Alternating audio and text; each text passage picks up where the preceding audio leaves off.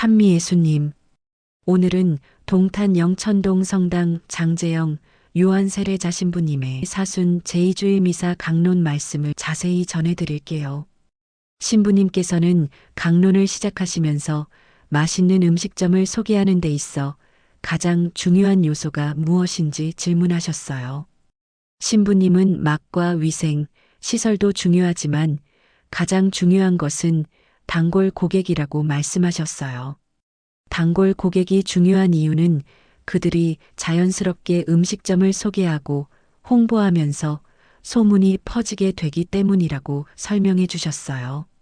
또한 신부님께서는 요즘 인플루언서를 통한 광고는 실제 경험이 없는 홍보라 실망하는 경우가 많다고 말씀하셨어요.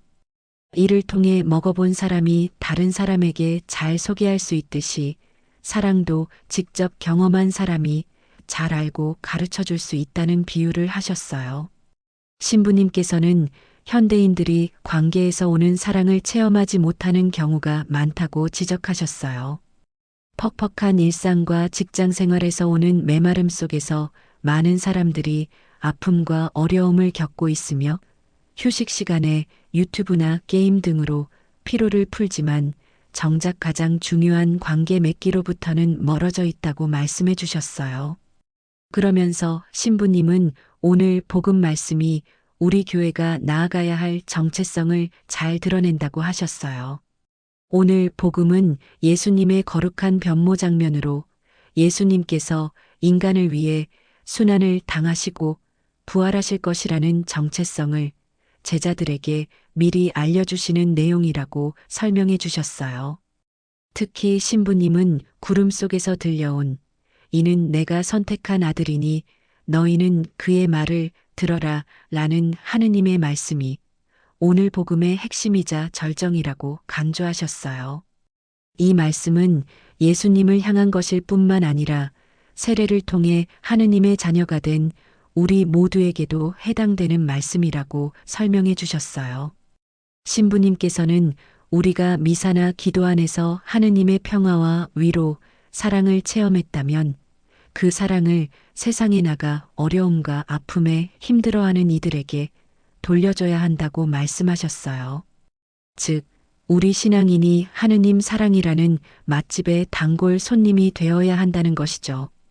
마지막으로 신부님은 우리가 외로운 이에게는 함께 있어주는 사랑을, 아픈 이에게는 공감의 사랑을, 억압받는 이에게는 용기의 사랑을 줄 수 있다고 말씀하셨어요. 하느님의 사랑을 체험한 이들이 그 사랑을 다른 이에게 나눔으로써 이 세상에 하느님 나라를 세울 수 있다는 믿음을 전하시며 강론을 마무리하셨어요. 오늘의 복음 말씀, 창세기의 말씀입니다. 그 무렵 하느님께서 아브람을 밖으로 데리고 나가서 말씀하셨다.